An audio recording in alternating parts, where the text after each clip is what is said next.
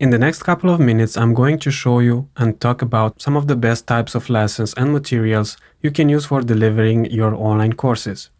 Depending on your course topic, type, and the way you decide to deliver it, you have multiple options to choose from. One of the simplest ways for delivering an online course is by using text as a lesson.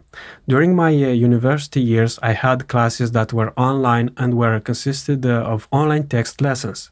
And there are also online courses entirely made of texts. Recently, I found such a course by an online instructor who taught fiction writing. So, depending on your niche, you can create lessons as simple as using text. You can also use other ways of lessons delivery, like by creating ebooks, workbooks, or PDFs. Compared with text lessons, the PDFs are a bit more complex. Here you can include texts, images, links, and so on, and you can make them looking simple or specially designed. I encourage you to start creating PDFs for your courses when you want to add additional materials. Audio is also used in many online courses. There are people who prefer to listen to their courses in the car, bus, or during their commute. Audio courses are a great way for making lessons in the niche of meditation, for example. But you can offer audio lessons for your own courses also. Say if you have video lessons, you can offer the audio version for your students to download if you think that could offer more value to your students. When recording the audio for your lesson, you should try to record the best quality you can. And I'm not saying this because I work in the audio production industry. I'm saying this because there are online course platforms that don't accept your courses if the audio is poorly recorded. The use of slideshows or PowerPoint presentations is another great method for creating online courses. You have the option for creating entire courses on slides, then you can make them available for download if you want. You can also create a video or you can film the slides and add a voiceover. That means you are speaking during the slide presentation like I do here at this very moment. To do this, you create the slides, then you speak over and in detail about the concepts presented in the slides while recording the entire thing. One thing to keep in mind is that video lessons are best consumed by the majority of students.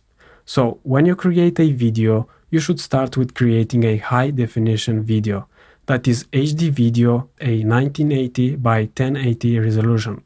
Again, you don't forget that your video lessons should come with a good quality audio. There are different types of video lessons you can use for creating your lessons. You may have talking heads, that is when the instructor speaks on the entire screen or on the side of the screen while presenting a slideshow or some tutorials. You can also use green screens and slides and manipulate the video of the instructor in such a way that he or she can appear having the presentation slides in the back of the room they are speaking. You can also have animation with a voiceover. In this case, while you are explaining something, what you are explaining is getting drawn or animated. For your courses, you can also use screencasts. These are videos that are showing what the instructor is doing on his desktop, or the software he or she is explaining, and so on. You can use screencast with or without talking head.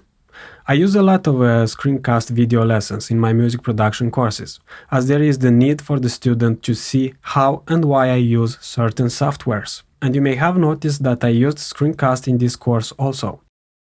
For your online course creation strategy, you can also use webinars. These are presented most of the time through live videos, meaning the instructor is presenting a topic live. During the webinars, the instructor could get different questions from the audience and interact with the audience. But there are also pre-recorded webinars, and this may become in the near future one of the best marketing tools you can use for growing your online course creation business.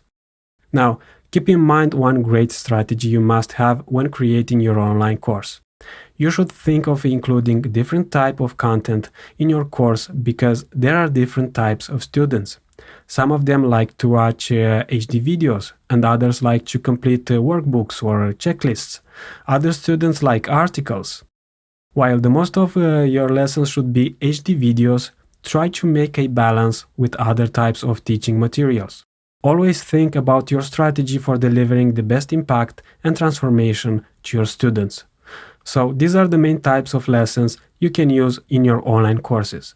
Now for your assignment, take a look once again on the structure of your course and think about the types of lessons you would include in your course, then make notes. When you finish your assignment, I'll see you in the next video.